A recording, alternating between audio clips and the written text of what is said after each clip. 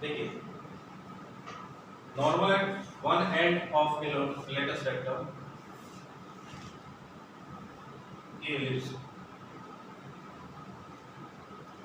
x square by a square plus y square by b square equal to 1.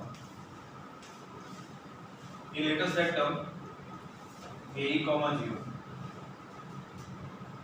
इसके one and पे इसके coordinate होंगे ए comma B square by ए, ठीक है। यहाँ पे नॉर्मल है और वो नॉर्मल क्या कर रहा है, पास हो रहा है other extremity of the minor axis. ये जो माइनर एक्सिस है उसके दूसरे एंड से पास हो रहा है, ये नॉर्मल और यहाँ से ये पास हो रहा है। अब आपसे पूछा है एसेंट्रिसिटी की क्या होगा, ये कितना होगा, ये ठीक है। तो सबसे पहले तो इस पॉइंट P पे नॉर्मल की इक्वेशन, पॉइंट P के कोऑर्डिनेट हमें पता है क्योंकि लेटेस्ट रेक्टम के एंड पॉइंट है, तो कितना हो जाएगा, नॉर्मल की इक्वेशन होती है, मॉर्निंग में आपको बताया था x minus x1 upon x1 by a square equal to y minus y1 upon y1 by b square. तो x माइनस x1 की जगह a है, a upon x1 a by a square equal to y minus y1 का मतलब b square by a upon y1 by b square मतलब b square by a upon b square, ये आ जाएगा। अब ये हुआ a और a cancel, b square cancel, ये हुआ x minus a e upon e by a equal to y minus b square by a। तो ये टर्म को मैं इधर मल्टीप्लाई कर लेता हूँ e बाय a और ये टर्म को उधर मल्टीप्लाई कर लेता हूँ 1 बाय a, ठीक है। ये a और ये a भी कैंसिल होंगे। अब आपको क्या मिला, देखिए x minus A equal to E by minus B square E by A. अब ये टर्म उधर शिफ्ट करता हूँ तो x minus E by minus A E minus plus B square E by A equal to 0। ये normal की equation और ये नॉर्मल उधर एंड से पास क्या करेगा वो radio stuff. How we get the y coordinate of the latus rectum.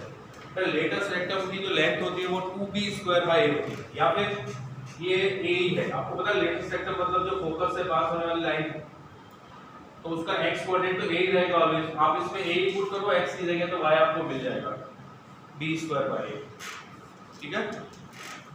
अब ये कितना हुआ, ये इक्वेशन आ गई किसके, नॉर्मल की। This is equation of normal, ये इक्वेशन ऑफ नॉर्मल। अब क्या होता है, ये नॉर्मल किससे पास हो रहा है, माइनर एक्सिस के अदर एंड से। इस एंड के कोऑर्डिनेट है 0, माइनस ऑफ b, इससे पास हो रहा है तो इसे पास करा देते हैं। क्या बनेगा, x की जगह 0, y की जगह माइनस ऑफ b। ये 0 माइनस e और minus b minus e plus b square e by a equal to 0। ये हो गया माइनस माइनस प्लस eb, इन दोनों में से e कॉमन तो ये बना b minus a plus b square e by a equal to 3, ठीक है। अब ये क्या बनेगा, नॉर्मल की इक्वेशन इससे पास हो रही है। और b स्क्वायर की जगह आपको पता है b स्क्वायर होता है a square into 1 minus e square, ये होता है b स्क्वायर। ये b स्क्वायर की वैल्यू यहाँ पुट करता हूँ तो ये बन जाएगा e into b minus a plus b square मतलब a square into 1 minus e square और ये बाहर e कॉन a इक्वल टू 0। अब यहाँ से e और ये a कॉमन निकाल के कैंसिल कर दिया, ये a और a हट गया। अब आपको क्या मिला, देखो b माइनस a और ये a से मल्टीप्लाई होगा प्लस a और minus a e square equal to 0।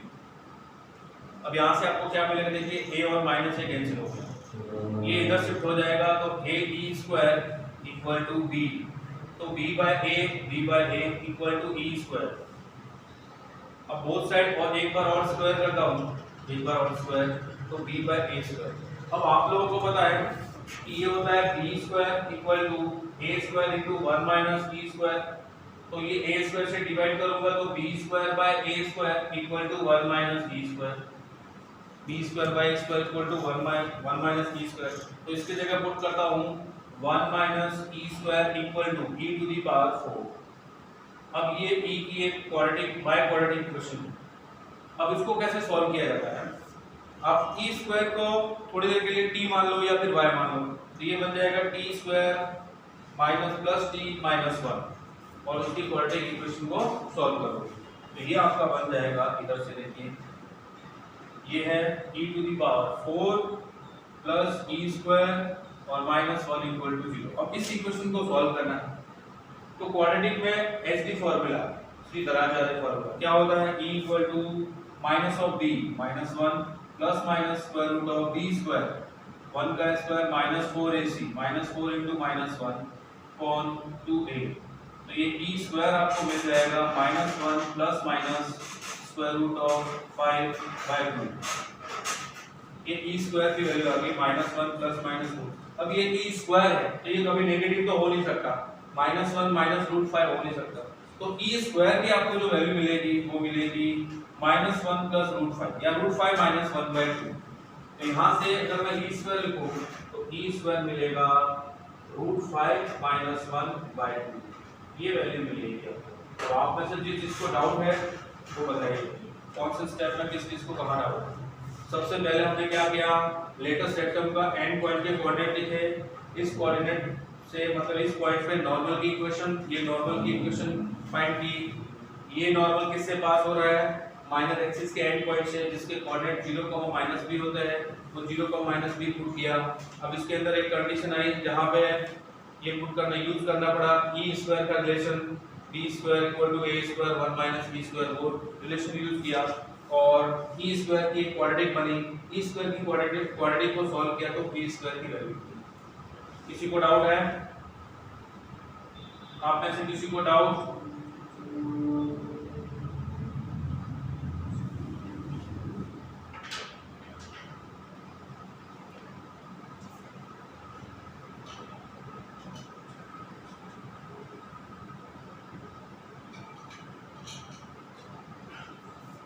No doubt. चलिए स्क्रीनशॉट ले लीजिए इसका screenshot.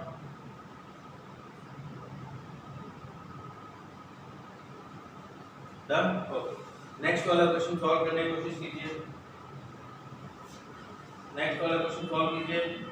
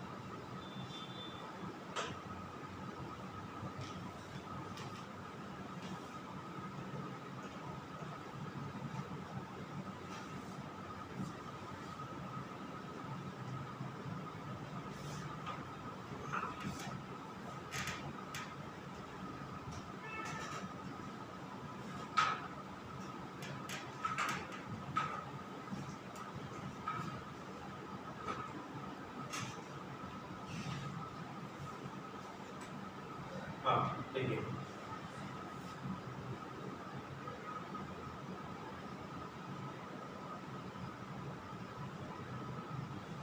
Normal at any point P, ये पॉइंट P है, इस पे आपने नॉर्मल ड्रॉ किया गया है, ये नॉर्मल है।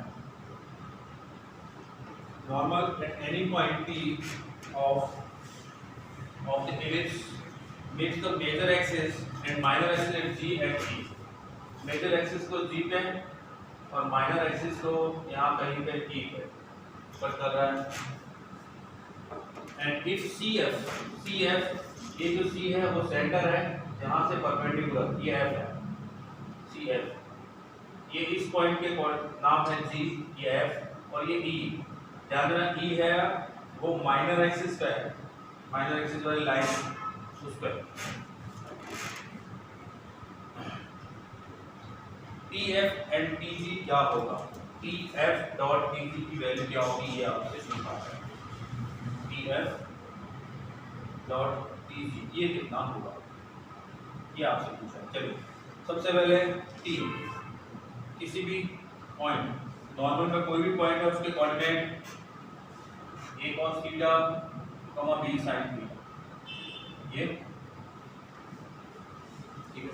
तो और हाँ दूसरी चीज ये टेंजेंट है, ध्यान दीजिएगा ये टेंजेंट है और ये नॉर्मल है। टेंजेंट नॉर्मल के बीच एंगल 90 डिग्री और ये सेंटर से इस नॉर्मल पे परपेंडिकुलर है वो 90 डिग्री। अब यहाँ से अगर मैं इसको ज्वाइन करता हूँ टेंजेंट को परपेंडिकुलर तो क्या हो जाएगा? देखिए ये रेक्टेंगल बन जाएगा, ये परपेंडिकुलर ये परपेंडिकुलर ये परपेंडिकुलर ये परपेंडिकुलर। तो जितने डिस्टेंस PF है उतने डिस्टेंस ये C से यहाँ पे क्या नाम इसका Q नाम लेते हैं, CQ की होगी, रेक्टेंगल बन गया। तो अब आपको PF फाइंड करने के लिए आपको क्या करना है? CQ फाइंड करो। C के कोऑर्डिनेट तो 0 0 है ही और equation of tangent at T यहाँ से निकल गई। Equation of tangent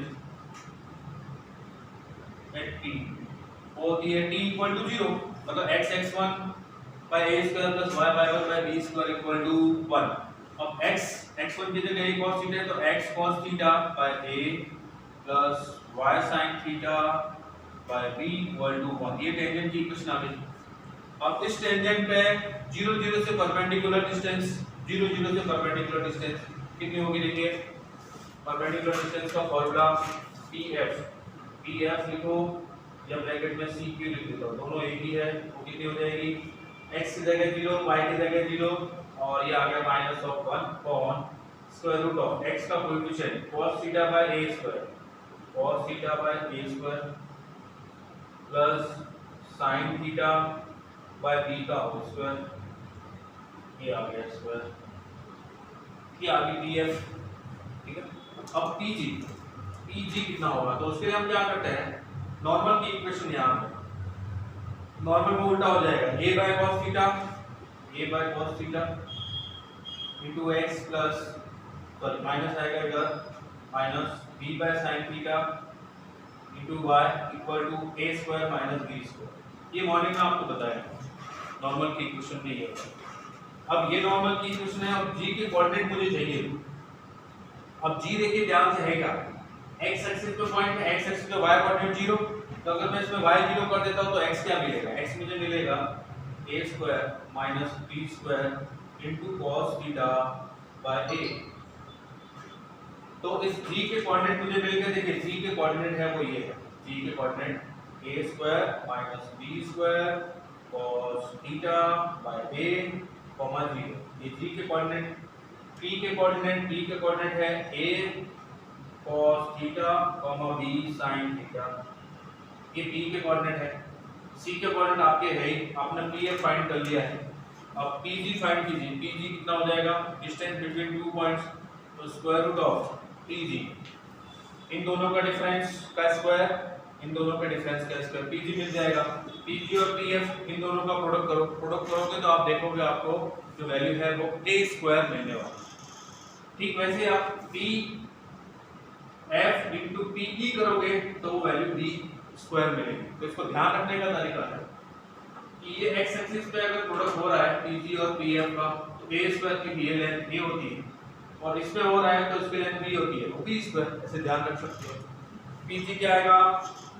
a cos theta minus ये a cos theta minus a square minus b square cos theta by a और इसका whole square plus b sin theta minus 0 का whole square तो b square sin square theta ये पूरा root किया जाएगा।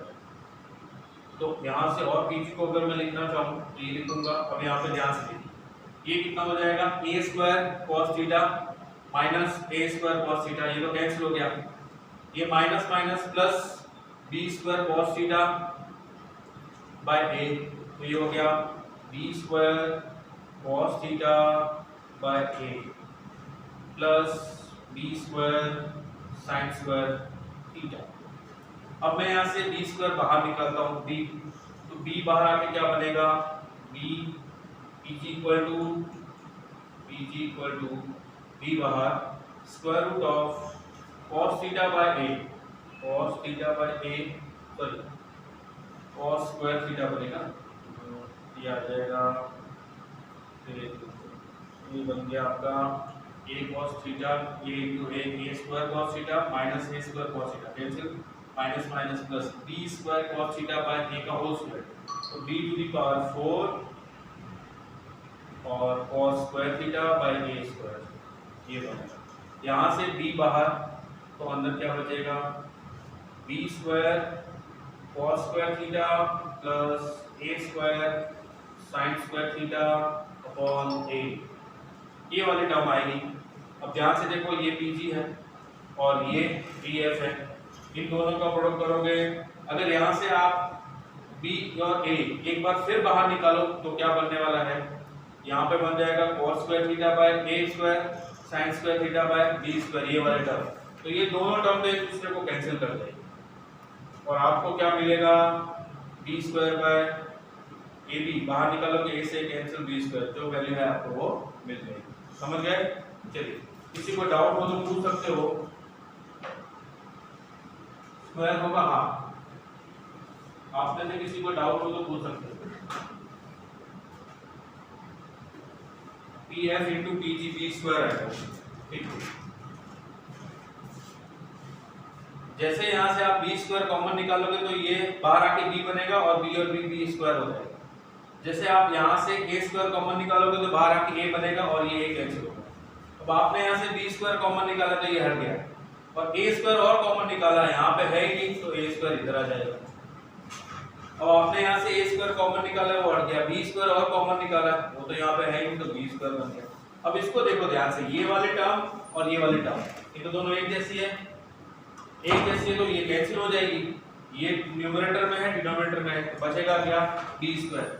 तो pf इंटू pg की वैल्यू आ जाएगी b square, pf into pg equal to b square.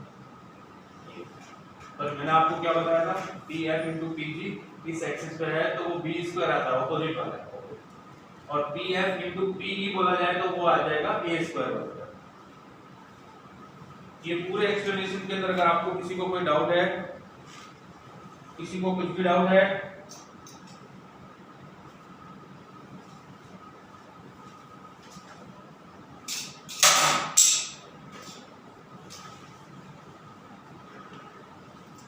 No doubt, okay, आप स्क्रीनशॉट ले लीजिए।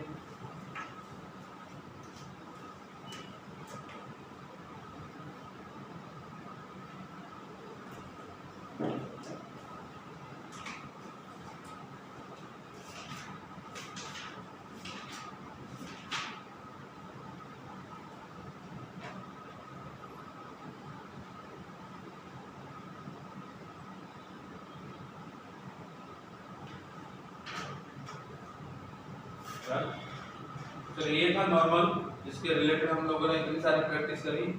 नॉर्मल की प्रॉपर्टी 8 है, वो भी देख लेते हैं।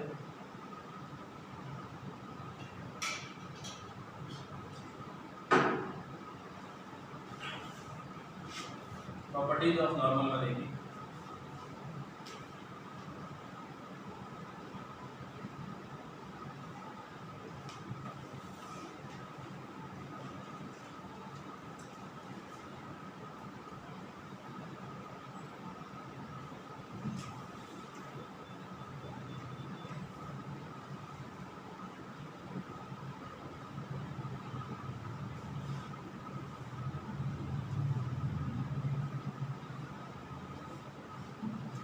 जो कि इसकी रिफ्लेक्शन प्रॉपर्टी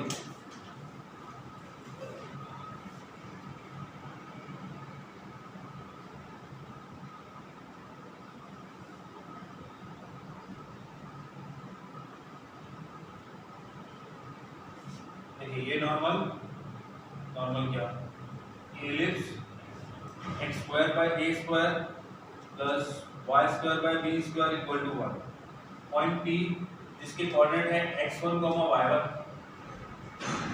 इस पॉइंट पे आपने एक नॉर्मल ड्रॉ किया, ये नॉर्मल x एक्सिस को g पॉइंट पे कट कर रहा है, इसका एक फोकस है S दूसरा फोकस एस डैश है, ठीक है। तो इस फोकस के कोऑर्डिनेट होंगे AE, 0, इस फोकस के AE, 0 और इसके माइनस ऑफ AE, 0, ठीक है। और equation of normal at P, equation of normal at P क्या आएगा?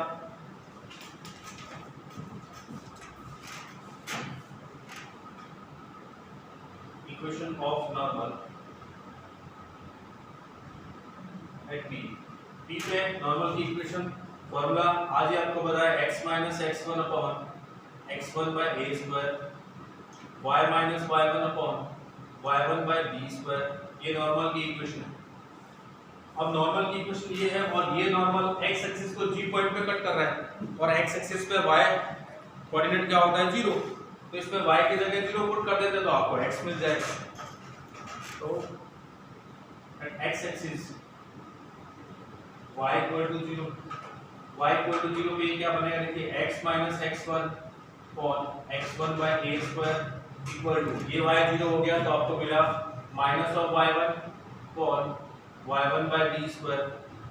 अब ये b स्क्वायर तो यहाँ चला जाएगा, ये ऐसे, और ये y1 और y1 कैंसिल हो गया तो माइनस ऑफ b स्क्वायर हो गया। अब x माइनस x1, ये वाले टर्म इधर मल्टीप्लाई होगी, इधर ऑलरेडी माइनस b स्क्वायर है और ये x1 बाय a स्क्वायर आ जाएगा। अब ये x1 इधर आएगा तो x equal to x1 plus minus x1 into b square by a square. अब आप इसमें से x1 कॉमन निकालो तो क्या बनेगा? x1 common 1 minus b square by a square.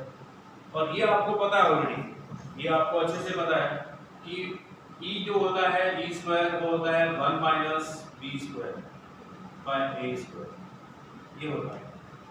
तो इसकी जगह मैं e स्क्वायर लिखूंगा तो x क्या हो जाएगा? x1 into e square.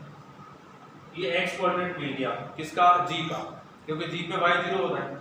तो इस g के जो कोऑर्डिनेट हुए, g के कोऑर्डिनेट वो ये हुए x1 e square, g। x1 क्या है? जहां पे आपने नॉर्मल ड्रॉ किया है उसका x कोऑर्डिनेट वो है x1, ठीक है। तो अब आपको ये g मिल गया। अब ये s है p और ये s और s डैश। अब ध्यान से देखिए, अगर मैं आपसे पूछता हूं ये जो सेंटर है c ओरिजिन, ये ओरिजिन है, इसका नाम c है। अगर आपसे पूछता हूं कि cs कितना होगा? c से फोकस की डिस्टेंस, तो आप बोलोगे कि ae है, ae क्योंकि x का x कोऑर्डिनेट ae है, मतलब x ओरिजिन से डिस्टेंस है। अगर मैं आपसे पूछता हूं cg कितना होगा? cg तो आप क्या बताओगे? g का x कोऑर्डिनेट कितना? x1 e square, x1 e square है, x1 e स्क्वायर। अब मैं आपसे sg पूछता हूं, sg कितना होगा? sg तो आप बोलोगे sg equal to cs minus cg, cs minus cg, यही होगा cs माइनस cg। sg अगर आपसे पूछा जाए इतनी डिस्टेंस तो ये टोटल डिस्टेंस माइनस cg। अब ये टोटल डिस्टेंस तो है ae, तो ये आ गया ae minus x1 e square. इन दोनों में से e कॉमन निकाला तो a माइनस x1 e। अब ध्यान से देखिए, आपको पता है कि ये यहाँ पे इसकी डायरेक्ट्रिक्स होगी x equal to a by e, और आपको पता है कि इलिप्स की डेफिनेशन क्या होती है? किसी पॉइंट की फोकस से डिस्टेंस और उसी पॉइंट की डायरेक्ट्रिक्स से डिस्टेंस का रेशियो वो e होता है। तो ps, ये ps और ये pm परपेंडिकुलर डिस्टेंस का रेशियो कितना होगा? e। तो अगर मैं बोलूं यहाँ पे कि ये है ps और pm इक्वल टू e, तो ps इक्वल टू हो जाएगा epm। अब pm कितना? ध्यान से देखिए, pm, अब ये x equal to a by e है, तो मतलब यहाँ से ओरिजिन से ये जो डिस्टेंस है पूरी वो a बाई e होगी यहाँ तक, a बाई e। और x1 इसका कोऑर्डिनेट है, इसका मतलब यहाँ से ये डिस्टेंस तो x1 है, x1 डिस्टेंस यहाँ से यहाँ तक, यहाँ से यहाँ की पूरी डिस्टेंस है a बाई e है, और यहाँ से यहाँ तक ये डिस्टेंस x1 है। मुझे सिर्फ ये डिस्टेंस चाहिए तो कितनी होगी? a by e minus of x1 हो जाएगी, a by e minus of x1, ये यहाँ पे पुट कर देता हूँ। तो e into pm, a by e minus of x1, जब ये इससे मल्टीप्लाई होगा तो ये बनेगा ई cancel, a minus EX1, a minus EX1 ये रहा, इसकी जगह मैं क्या लिखूंगा PS, तो ये बन गया आपका ESP, CSG, SG equal to ESP। क्या यहाँ तक आप लोगों को समझ में आया? SP equal to ESG। किसी को डाउट है? आप में से किसी को doubt? SP equal to ESG, no doubt. चलिए देखिए, अब दूसरी डायरेक्ट्रिस जो होगी वो इधर होगी कहीं, x equal to minus of a by. अब ध्यान देना, ये माइनस ऑफ a बाई, ये जो है माइनस ऑफ a बाई, वो आपको क्या बता रहा है? सिर्फ लेफ्ट साइड में, इसलिए। लेकिन अगर आप ओरिजिन से इसके डिस्टेंस देखोगे, ओनली डिस्टेंस, तो वो कितनी हो जाएगी? a by. सिर्फ डिस्टेंस की बात करोगे तो वो a बाई e होगी। तो अब मैं बोलता हूँ कि PS डैश कितना होगा? इस पॉइंट P की दूसरे वाले फोकस S डैश से डिस्टेंस PS डैश, तो वो कितनी हो जाएगी? देखिए PS डैश, या फिर पहले कहूँ GS डैश कितना होगा? GS डैश वो हो जाएगा GC plus CS dash. GC कितना होगा? ये रहा सीधी x1 e स्क्वायर, ये मैंने लिखा x1 e square plus CS dash. CS dash यहाँ से यहाँ तक की डिस्टेंस, इसका कोऑर्डिनेट माइनस AE है, लेकिन डिस्टेंस तो AE है, ये आ गई AE। अब इसमें से E कॉमन निकाला तो ये बना आपका A प्लस x1e, ये है GS डैश। अब ध्यान दीजिए, इसकी डेफिनेशन क्या होती है? इलिप्स की फोकस से डिस्टेंस और इसके डायरेक्ट्रिक्स से डिस्टेंस का जो रेशियो होता है वो किसके इक्वल? E के इक्वल। तो PS dash upon P of, यहाँ से परपेंडिकुलर डिस्टेंस M डैश ले लो, PM dash equal to E आ जाएगा। तो PS डैश कितना होगा? EPM dash. अब PM डैश कितना होगा? यहाँ से देखिए, यहाँ से यहाँ तक की डिस्टेंस कितनी है? x1, और यहाँ से यहाँ तक इस डायरेक्ट्रिक्स तक total distance a by e। इसकी equation x equal to minus a by e, लेकिन सिर्फ डिस्टेंस की बात करूँ तो a बाई e होगा। तो x1 plus a by e, ये PM डैश हो गया, e into x1 plus a by b। e से मल्टीप्लाई किया तो ये बना a प्लस EX1, और यहाँ पे देखिए a प्लस EX1, तो GS डैश किसके इक्वल हो गया? e into PS dash. अब यहाँ पे देखिए, अब यहाँ पे चलते हैं, आपके पास SG है और आपके पास S डैश G है, SG upon S dash G। SG कितना है? ESP, और S डैश G कितना है? S dash G EPS dash, ESP dash, E से ही कैंसिल हो गया। तो SG upon S dash G equal to SP upon SP dash. ये आ गया आपकी रिफ्लेक्शन प्रॉपर्टी, ठीक है। तो इसमें जितना भी एक्सप्लेन किया है, क्या वो आपको सब कुछ समझ में आया? आप में से कोई है जिसको समझ में नहीं आया तो मैं फिर से एक्सप्लेन कर लूं, जो भी डाउट है आपके। आप में से किसी को कोई डाउट है? किसी को भी डाउट है क्या? No doubt? चलिए बहुत बढ़िया, आप इसका स्क्रीनशॉट ले लीजिए और इसके आगे नेक्स्ट बताता हूँ। पहले स्क्रीनशॉट ले लीजिए।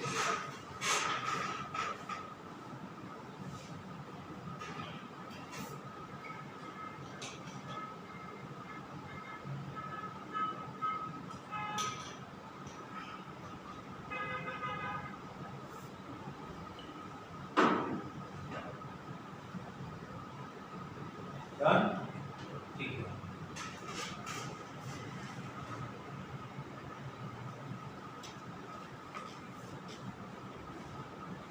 अब देखिए, हमने इतनी सारी चीजें करी है, उसके पीछे लॉजिक क्या है, क्या काम आएगी उसको देखिए।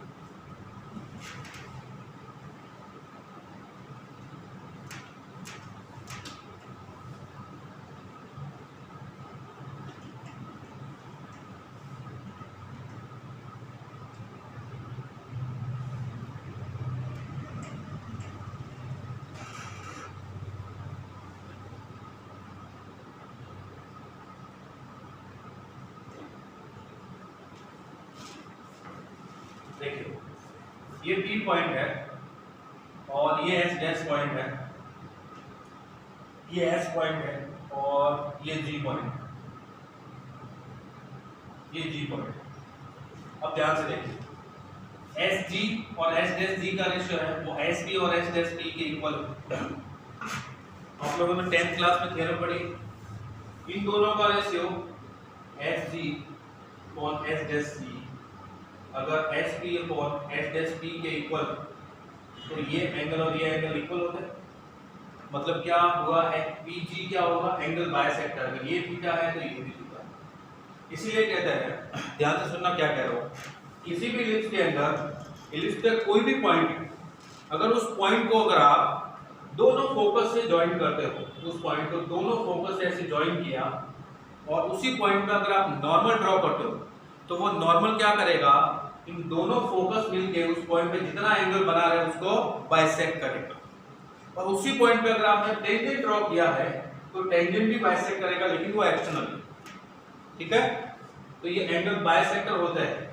दोनों फोकस को अगर किसी पॉइंट से ज्वाइन कर दिया जाए तो इससे जो भी एंगल बनेगा उसी पॉइंट पे अगर नॉर्मल ड्रॉ किया है तो नॉर्मल क्या करेगा, इंटरनली एंगल बाइसेक्ट करेगा और ये टेंजेंट है वो एक्सटर्नली एंगल बाइसेक्ट करेगा। ऐसा क्यों होता है, जैसे मान लो ये फोकस है और ये फोकस से लाइन जा रही है, इधर टेंजेंट आपने ड्रॉ किया, तो आपको पता है कि किसी भी दो लाइन के जो एंगल बाइसेक्टर होते हैं, स्ट्रेट लाइन में बड़ा, वो आपस में एक दूसरे पर परपेंडिकुलर होते हैं।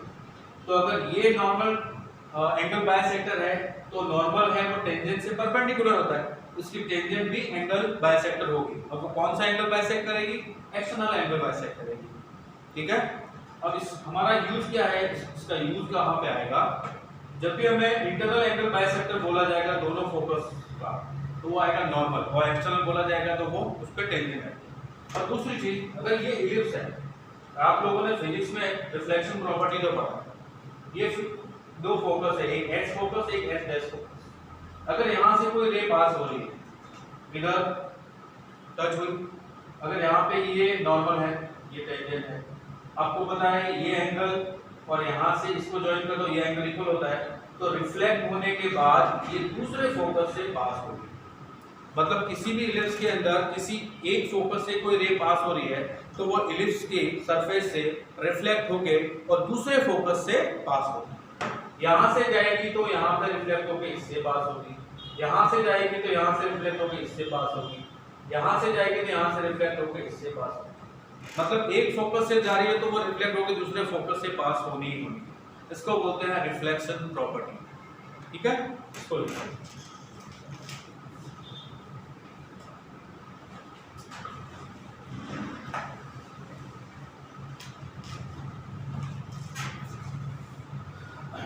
रिफ्लेक्शन प्रॉपर्टी, इसका नाम ही है रिफ्लेक्शन प्रॉपर्टी। ये रिफ्लेक्शन प्रॉपर्टी आपको एक्सप्लेन करने के लिए इतनी सारी चीजें आपको बतानी है।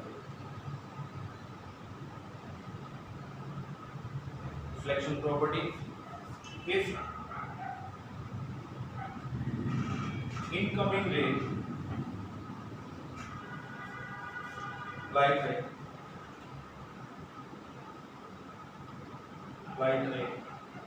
passing through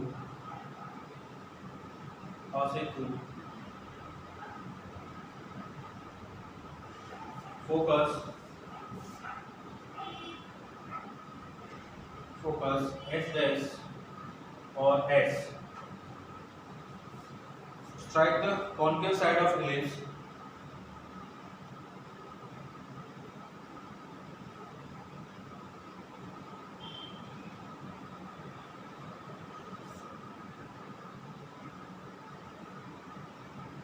concave side of ellipse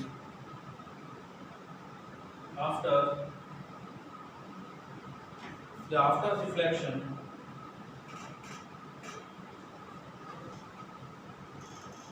it will pass through other focus.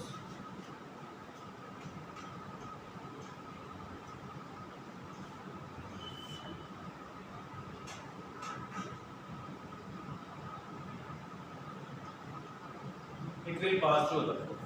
ये थी रिफ्लेक्शन प्रॉपर्टी। किसी को डाउट हो तो पूछिए, अदरवाइज इसका स्क्रीनशॉट ले लीजिए। नेक्स्ट देखिए, चलिए अब जल्दी जल्दी करते हैं स्क्रीनशॉट जल्दी से।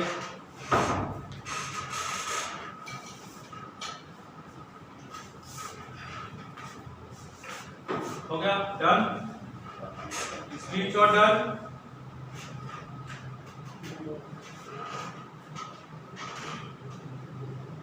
There was done. Okay.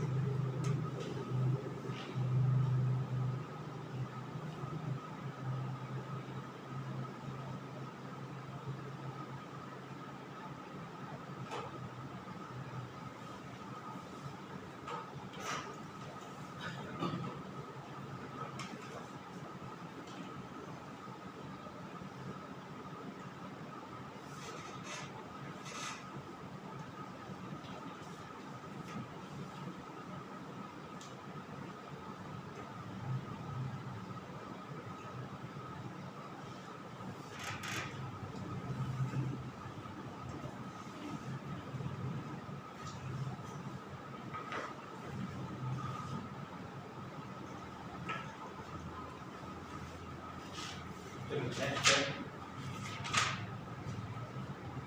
Code of contact.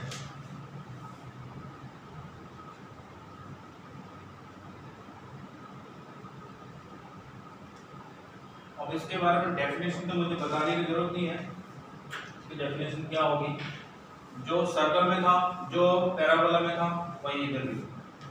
Cord of contact, ये एलिप्स बाहर किसी पॉइंट P x1, y1 से आपने दो टेंजेंट ड्रॉ करी। ये दो टेंजेंट इस एलिप्स को जिन दो पॉइंट पे मीट करती है, उन दो पॉइंट पे, इन दो पॉइंट को ज्वाइन करने वाली लाइन जो इसकी कॉर्ड है, उसी को बोलते हैं कॉर्ड ऑफ कॉन्टैक्ट। एलिप्स पर बाहर किसी पॉइंट से आपने दो टेंजेंट ड्रॉ करी, वो दोनों टेंजेंट एलिप्स को दो पॉइंट पे टच करेगी, उन दोनों पॉइंट को ज्वाइन करोगे तो एक कॉर्ड बनेगी, उसी को बोलते हैं कॉर्ड ऑफ कॉन्टैक्ट। इसकी इक्वेशन होती है t = 0, मतलब x(x1) by a square plus y(y1) by b square = 1। ये इसकी इक्वेशन हो जाएगी कॉर्ड ऑफ कॉन्टैक्ट। ठीक है, चलिए तो इस पर बेस्ड एक क्वेश्चन करते हैं हम लोग। क्वेश्चन है, if the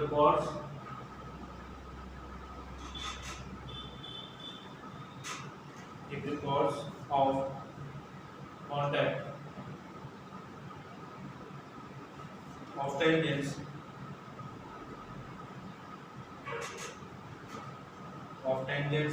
from 2 points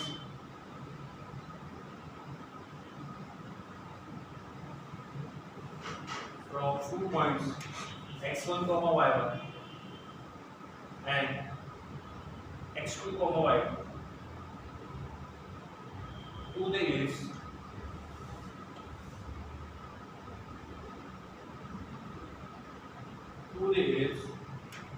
x square by a square plus y square by b square = 1 are at right angle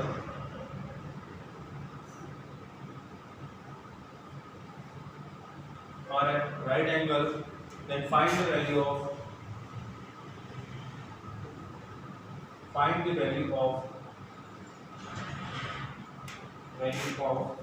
x1, x2 on y1, y2। इसकी वैल्यू क्या होगी ये आपसे पूछा। चलिए जल्दी करके बताइए। Cord of contact,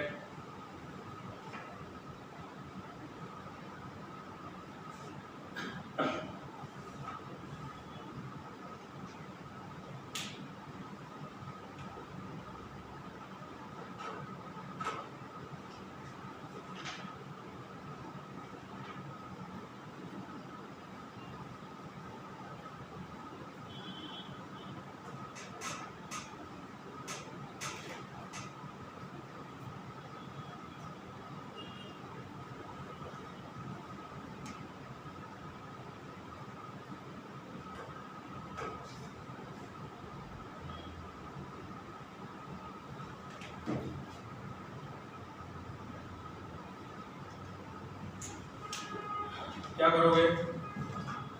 cord of contact दो पॉइंट के लिए, अब ये बोल रहा है दो पॉइंट के लिए है, ये एलिप्स है, एक पॉइंट यहाँ पे P x1, y1, इसकी कॉर्ड ऑफ कॉन्टैक्ट, ये दो पॉइंट पे टच करा इधर, तो ये कॉर्ड ऑफ कॉन्टैक्ट आ गई। एक पॉइंट इधर कहीं है Q, x2, y2। यहाँ से दो टेंजेंट जाएंगे इधर, एक इधर और एक इधर जाएगी। ये दूसरी कॉर्ड ऑफ कांटेक्ट है। तो पहले p के लिए जो कॉर्ड ऑफ कांटेक्ट है उसकी इक्वेशन t इक्वल टू 0 के हिसाब से आएगी x(x1) by a square plus y(y1) by b square equal to 1। और इस q के लिए कॉर्ड ऑफ कांटेक्ट की इक्वेशन आएगी x(x2) by a square plus y(y2) by b square equal to 1। अब ध्यान से देखिए, ये कॉर्ड की इक्वेशन है, ये भी कॉर्ड की इक्वेशन है, ये लाइन है, ये भी लाइन है। तो इसका स्लोप क्या होगा? y को सिर्फ इधर रखो, बाकी सबको उधर शिफ्ट करो। तो minus of x1 by a square, इसका स्लोप आया, स्लोप m1, इसका slope minus x1 by a square minus x1 by a square, और ये टर्म इधर जाएगी तो into b square upon y। ठीक है, यहां से m2 क्या मिलेगा? Minus x2 by a square into b square bye y2। अब क्या बोला है? ये दोनों लाइन कहां पे? राइट एंगल पे। तो दोनों के बीच एंगल कितना हो जाएगा? 90 डिग्री। अगर 90 डिग्री है तो m1 m2 का प्रोडक्ट कितना आएगा? वेरी गुड राज, बहुत बढ़िया। दोनों का प्रोडक्ट, स्लोप का प्रोडक्ट -1 आएगा। तो ये बना m1 m2 equal to minus of 1। ये m1 ये m2 दोनों का प्रोडक्ट करो तो x1 x2 into b to the power 4 b to the power 4 upon y1 y2 into a to the power 4 equal to minus of। अब आपसे क्या पूछा था? x1 x2 upon y1 y2। तो ये टर्म को इधर शिफ्ट कर दो।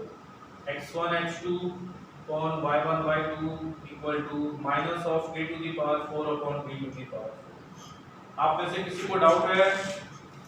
ये वाला टॉपिक कॉर्ड ऑफ कांटेक्ट, किसी को भी डाउट है क्या?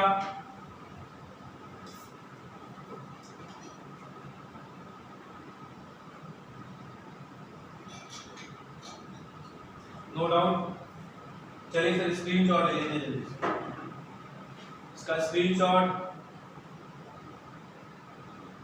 डन, स्क्रीनशॉट लीजिए जल्दी से।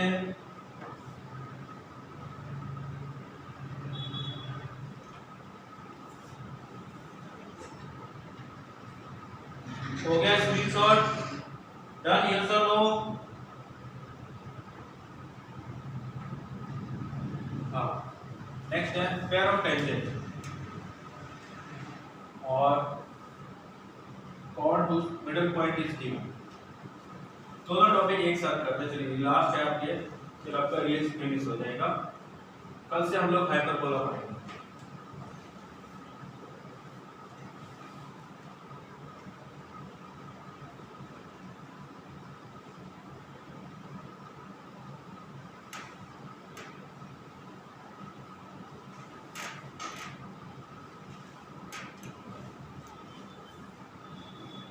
हाँ देखिए, पेयर ऑफ टेंजेंट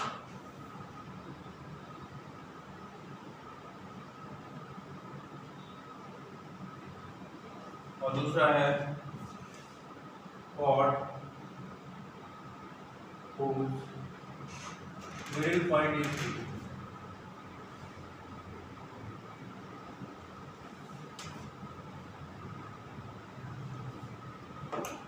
दोनों टॉपिक एक साथ करते हैं और इसके बारे में डिटेल से करने की जरूरत नहीं है। मैंने आपको सर्कल में बताया था कि ये सभी के लिए यही चलेगा और पैराबोला के अंदर भी अच्छे से बताया। बाहर कोई पॉइंट है उससे मैक्सिमम कितने टेंजेंट ड्रॉ कर सकते हैं? 2 टेंजेंट, एक ये टेंजेंट और एक ये टेंजेंट। दोनों टेंजेंट की कंबाइंड इक्वेशन अगर आपसे पूछा जाए तो वो होती है s(s1) equal to t square. अगर ये इसकी equation x² by a square plus y² by b square equal to 1 है, इस p पॉइंट के कोऑर्डिनेट जहां से टेंजेंट आ रही है वो x1, y1 है, तो s तो होगा आपका ये x² by a square plus y² by b square equal to 1।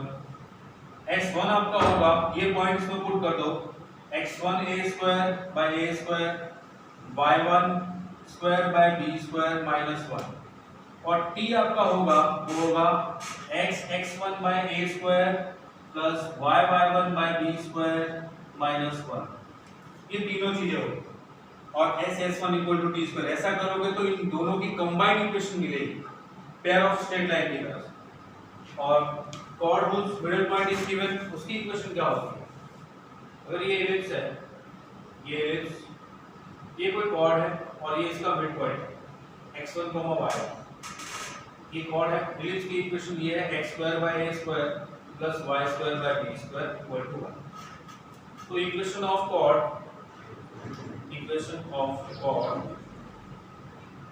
whose middle point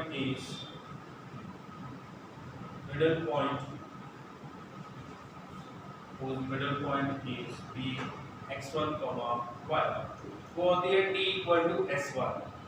ये मिडिल पॉइंट, ये सबके लिए रहेगा, सर्कल, पैराबोला, एलिप्स सबके लिए।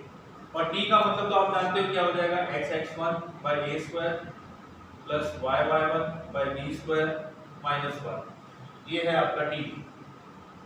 और s1 क्या हो जाएगा, ये पॉइंट्स को पुट कर दो, तो x1² / a² + y1² / b² - 1। ये बन जाएगा आपका s1। ठीक है। अब ध्यान देना, ये x1 y1 यहाँ पे इसका मिडिल पॉइंट है और यहाँ पे बाहर कोई पॉइंट। ये दोनों टॉपिक कवर हुए हैं, समझ आया क्या? दोनों टॉपिक क्लियर है? दोनों टॉपिक क्लियर? किसी को डाउट है? आप में से किसी को डाउट? No doubt. चलिए स्क्रीनशॉट ले लीजिए, स्क्रीनशॉट।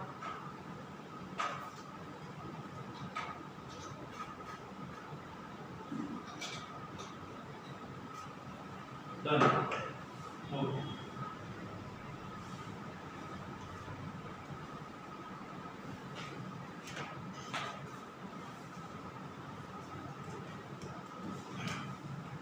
चलिए लास्ट क्वेश्चन है, वो करके बताइएगा जल्दी से।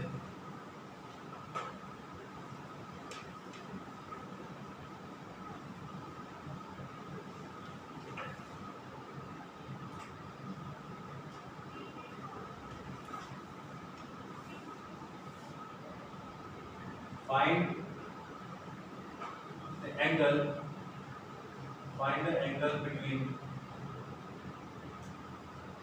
the angle between pair of tangent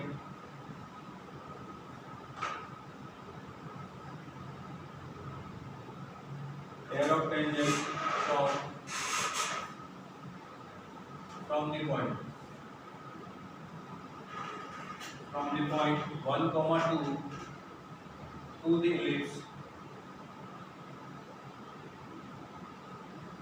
the ellipse 3x² plus 2y² equal to 5।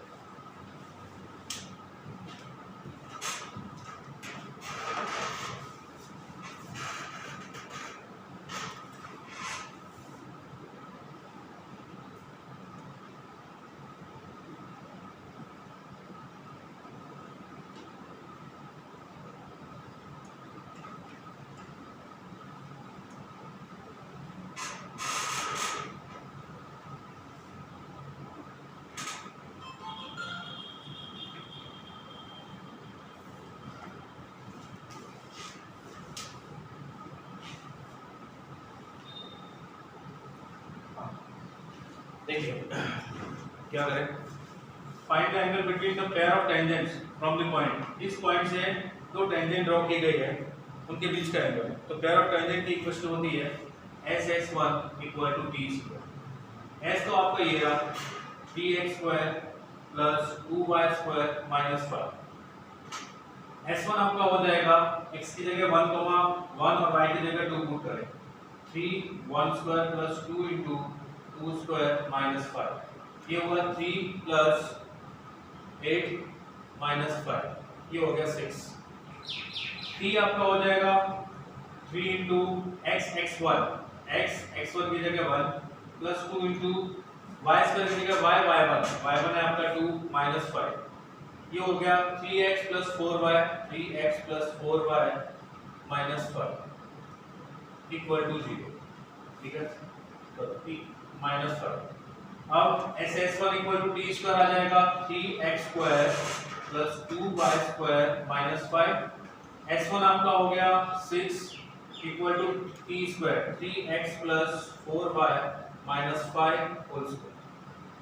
अब देखिए, जब भी आपके पास पेयर ऑफ टेंजेंट हो तो उनके बीच का एंगल फाइंड करने का फॉर्मूला ये होता है tan theta equal to 2 times square root of h square minus ab upon a plus b, where a is coefficient of x square, b is coefficient of y square and h is half of coefficient of xy।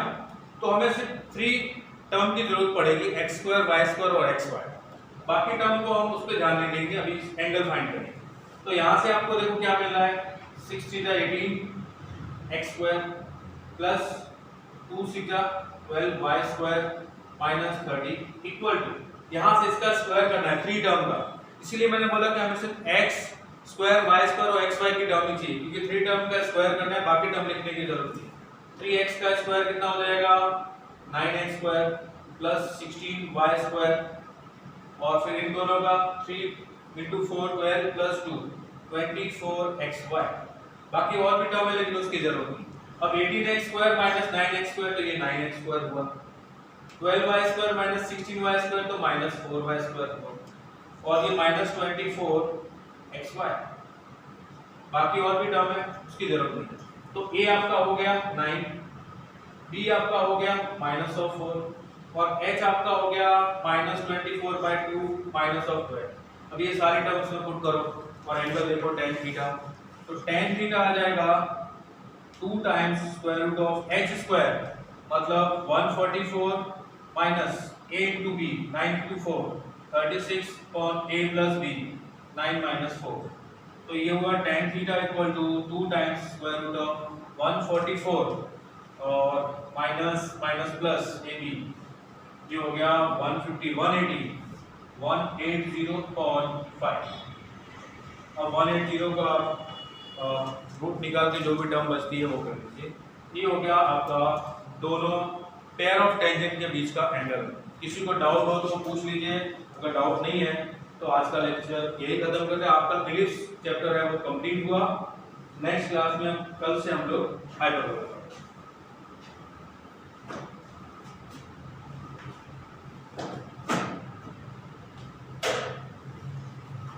No doubt, चलिए फिर screenshot ले लीजिए इसका।